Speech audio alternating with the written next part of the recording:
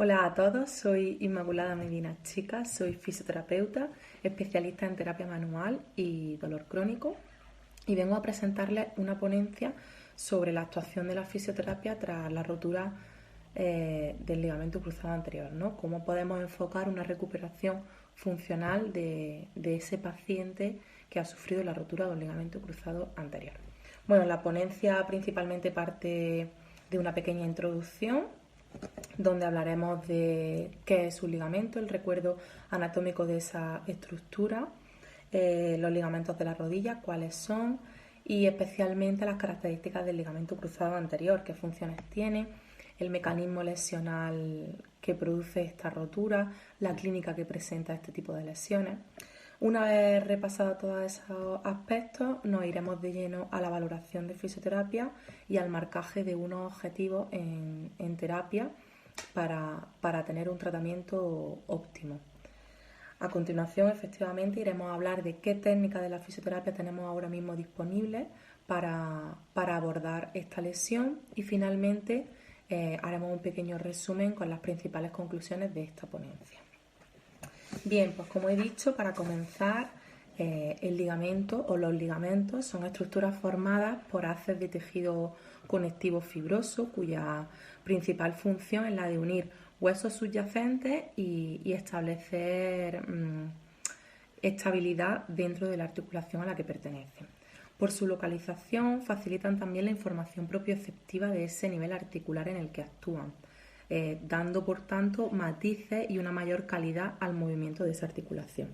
Dentro de la rodilla tenemos ligamentos tanto laterales como cruzados.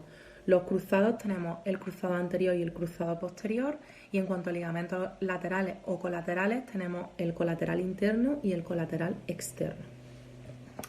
Las principales funciones del ligamento cruzado anterior sería evitar el desplazamiento anterior de la tibia sobre el fémur, ¿no? Si por ejemplo este es el cóndilo femoral y este por ejemplo es el platillo, pues el ligamento cruzado anterior va a evitar ese desplazamiento anterior de la tibia, o bien, dependiendo del mecanismo lesional, el deslizamiento posterior de ese cóndilo femoral o de ese fémur respecto a la tibia.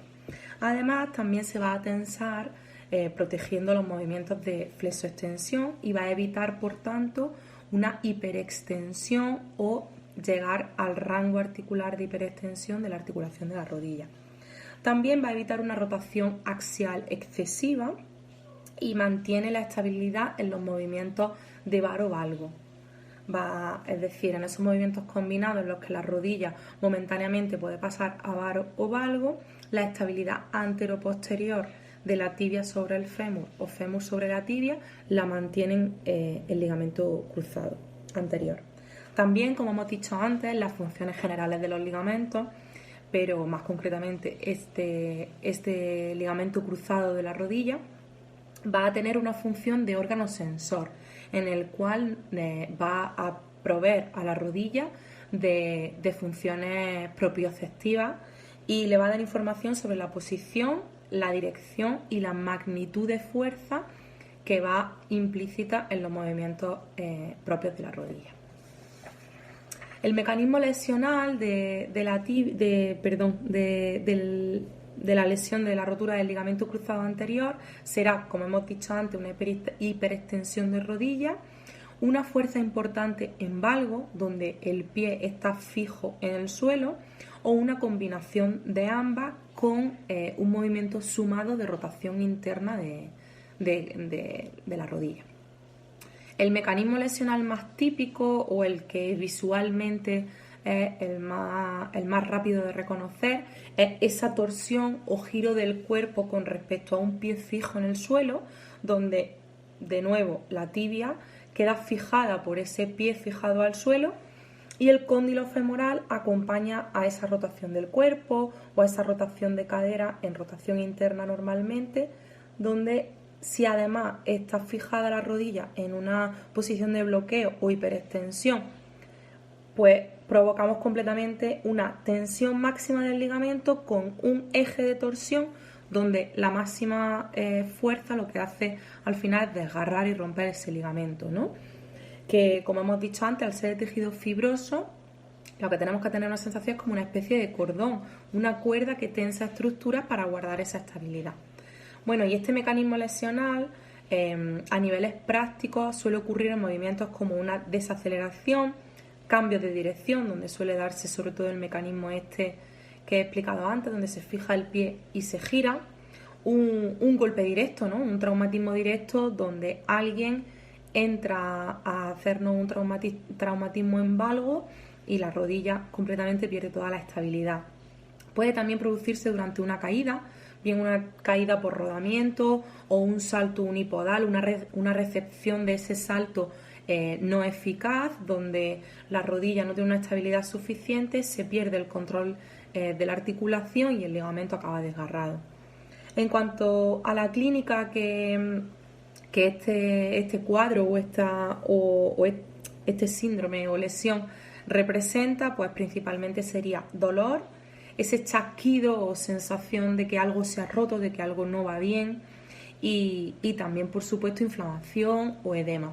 En algunos casos, bien si va acompañado por algún desgarro muscular o algún desgarro tendinoso, puede ir acompañado incluso de hematoma. También a nivel interno, en muchas pruebas de imagen se ve asociada también esta lesión a algún edema óseo.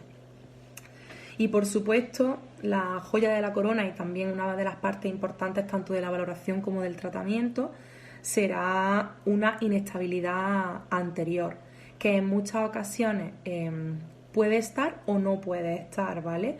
La variabilidad de nuestros pacientes, como todos sabemos, es bastante extensa y tanto pacientes que les duele muchísimo en una lesión mínima como pacientes en una rotura completa del ligamento en el que el dolor no es el principal síntoma, sino que a lo mejor el principal síntoma o signo de clínica es una inestabilidad o el edema, ¿vale? Pasando ya a la valoración de fisioterapia y uniendo este concepto de la variabilidad de pacientes, yo lo he dividido como en dos bloques, ¿vale? Como en dos hipotéticos casos en los cuales nosotros podemos recibir a un paciente con una rotura del ligamento cruzado anterior. Estos dos casos que yo he dividido o que he fraccionado son ese caso, ese paciente el cual no viene diagnosticado por un médico, o bien ese paciente que sí que viene ya de un proceso médico, bien por cirugía o no, y ya viene con un bagaje médico que, bueno, el proceso ya está bastante avanzado cuando llega a nosotros. En el primer caso, cuando no existe un diagnóstico médico, lo importante, por supuesto, será localizar banderas rojas y discernir un diagnóstico claro. Es decir, este paciente realmente presenta una rotura del ligamento cruzado anterior aislada, va asociada a rotura de otros ligamentos, va asociada a rotura de meniscos, a desgarros musculares, a incluso fracturas, ¿no? Podemos encontrarnos una fractura de la meseta tibial, por ejemplo. Entonces es muy importante un diagnóstico diferencial, bien por dolor, por signos claros o por pruebas de imagen, que si está en nuestra mano debemos aconsejar e incluso derivar para la obtención de esa imagen y de esclarecer un diagnóstico. Si la sintomatología que nos presenta el paciente y nuestra anamnesis e historia clínica y nuestro juicio clínico nos lleva a pensar que evidentemente es simplemente una lesión aislada o hemos tenido acceso a pruebas de imagen o simplemente, como digo, con nuestro criterio clínico somos capaces de discernir, pues por supuesto es muy importante algunos test ortopédicos, ¿no? Para diferenciar y hallar esta rotura, como puede ser el test de Lachman, el cajón anterior, el test del pivote o el test del locum, entre otros muchos. Y una vez llegados como al diagnóstico, a la veracidad de qué tipo de lesión tenemos delante, realizaremos una valoración en fisioterapia como tal, evaluando el rango de movimiento, por supuesto, si existe una limitación al movimiento, el rango o la valoración muscular, ¿no? Si existe atrofia, si no se ha llegado a una atrofia muscular, sino que simplemente tenemos debilidad. También, por supuesto, realizaremos una valoración del dolor, una inspección de la piel, ¿no? Que si hay edema, si no hay edema, cicatrices previas, cualquier cosa. Y por supuesto también realizaremos una valoración de la estabilidad de la marcha, fuerza, propiocepción, equilibrio, test de marcha, si nuestro paciente necesita ayuda ortopédica, si realmente sabe utilizarla, si necesita una guía para usar esa ayuda. Una valoración en fisioterapia ya con nuestro paciente bien focalizado. En cuanto al otro caso que he dicho, que es si existe o bien un camino recorrido a nivel médico, porque ya se esté en estudio esta lesión, o porque venga de una cirugía, o precisamente acuda a nosotros porque va a operarse, pero se tiene que tratar primero, pero hay un diagnóstico médico de fondo. El trabajo que he dicho antes, tanto de descartar banderas rojas como de pruebas de imagen y tal, estaría realizado, por lo que iremos propiamente dicho a nuestra valoración de fisioterapia, como viene comentado antes, una valoración del dolor, de esa estabilidad articular, la funcionalidad que tiene nuestro paciente, el balance muscular, el rango articular, si necesita ayudas técnicas, cómo las utiliza, una evaluación de la marcha, si existe dismetría, observar a nuestro paciente y ver realmente sus necesidades. En cuanto realicemos la valoración en fisioterapia, iremos a marcar unos objetivos, también seguidos de esa variabilidad de pacientes, ¿no? Pues, por ejemplo, nuestro paciente es una persona que tiene una rotura traumática del ligamento cruzado anterior y acude a fisioterapia o a rehabilitación para preparar su musculatura y su articulación antes de una cirugía. ¿Qué objetivo nos marcaremos? Pues bien, si vemos una disminución del balance articular, intentaremos ganar el máximo recorrido antes de la cirugía, intentaremos por supuesto ganar estabilidad y propiocepción e iremos a ganar también musculatura, ¿no? Estabilidad en esa articulación y que esa articulación esté en el óptimo estado antes de la cirugía. Si nuestro paciente, en cambio, ya viene de una cirugía, ¿cómo está nuestro paciente? Si hay que tratar cicatriz, si hay que tratar edema, hematoma, si por el contrario el aspecto de la piel es maravilloso, pero hay una gran restricción en el balance articular, iremos a ganar ese balance articular. Si por el contrario el balance articular va en buen camino, pero el problema es una gran atrofia muscular, iremos a intentar despertar con todas nuestras herramientas esa musculatura, ¿no? Esa estabilidad que nos ofrece un grupo muscular potente como puede ser cuádriceps o isquiotibiales. Por supuesto, iremos a trabajar la estabilidad, la funcionalidad, a nivel de las actividades de la vida diaria, nuestro paciente qué limitaciones tiene, vive en un lugar con escaleras, está limitado a la hora de vestirse, de ir al baño, de su trabajo. Iremos a indagar también por ahí.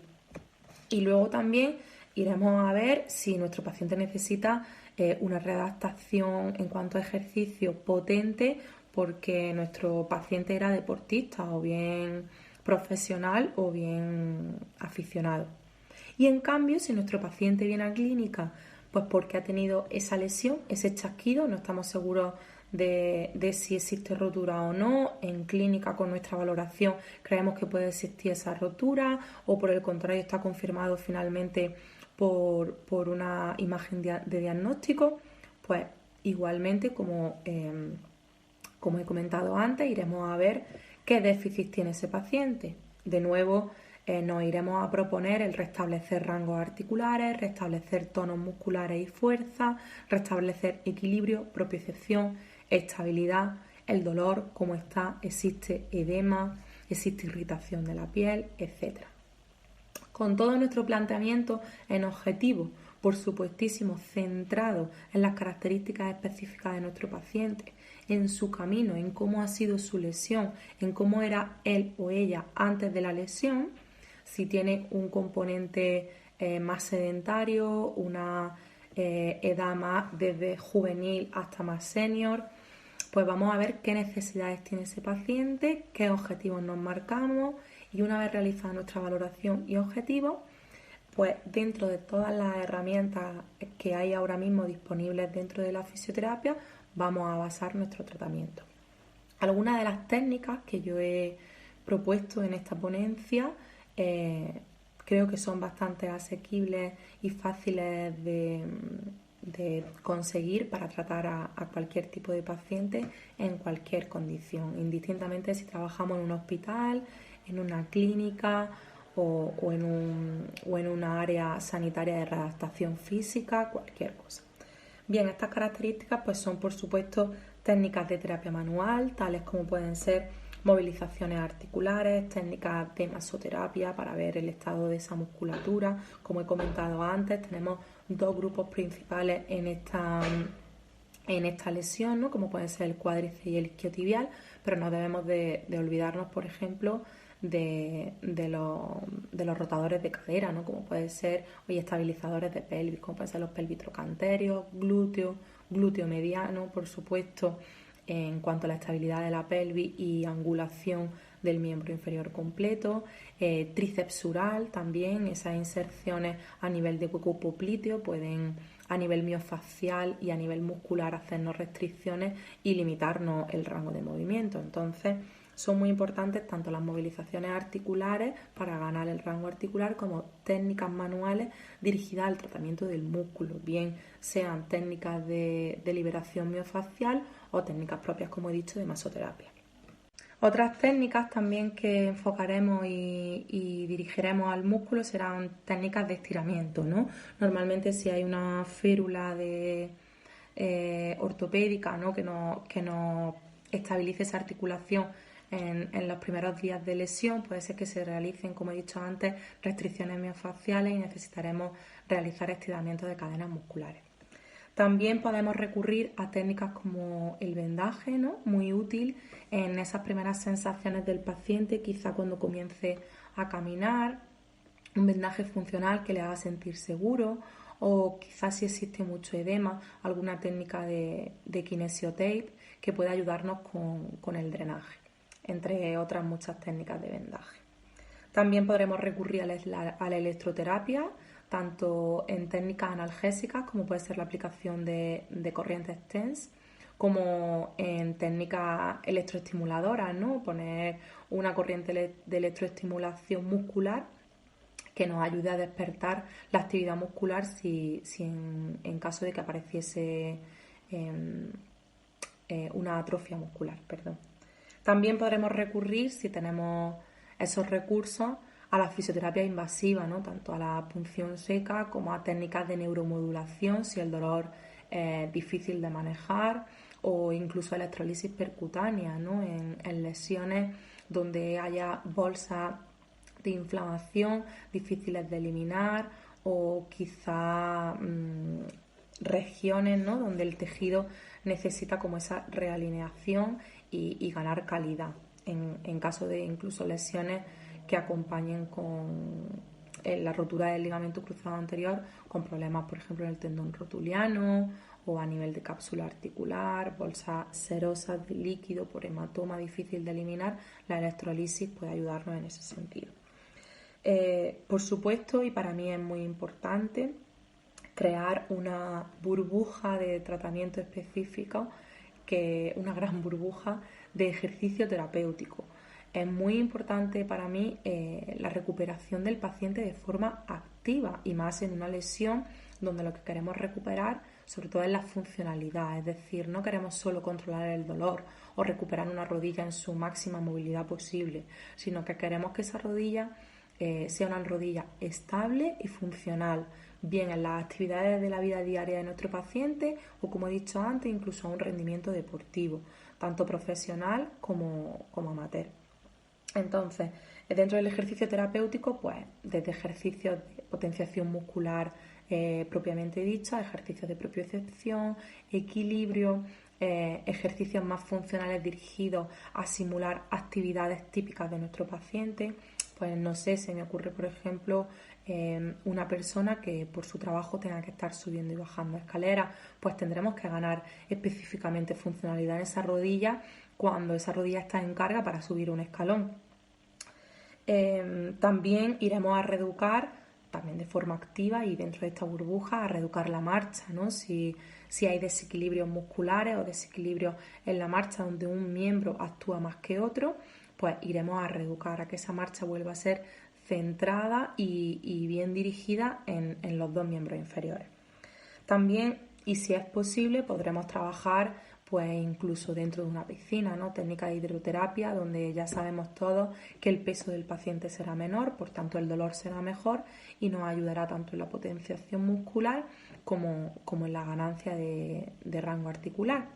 E incluso tolerancia al dolor, ¿no? De ya no solo el dolor visto como que dolerá menos porque nuestro paciente pesará menos en agua, sino también una tolerancia mayor al dolor en el que si yo peso poco y a día de hoy solo soporto mi peso o el movimiento o el caminar con 2 muletas, si peso menos y mi rodilla está recibiendo esa información de que, oye, peso menos y me duele menos, pues son también informaciones neuronales que nos ayudarán a la tolerancia al dolor y al esfuerzo.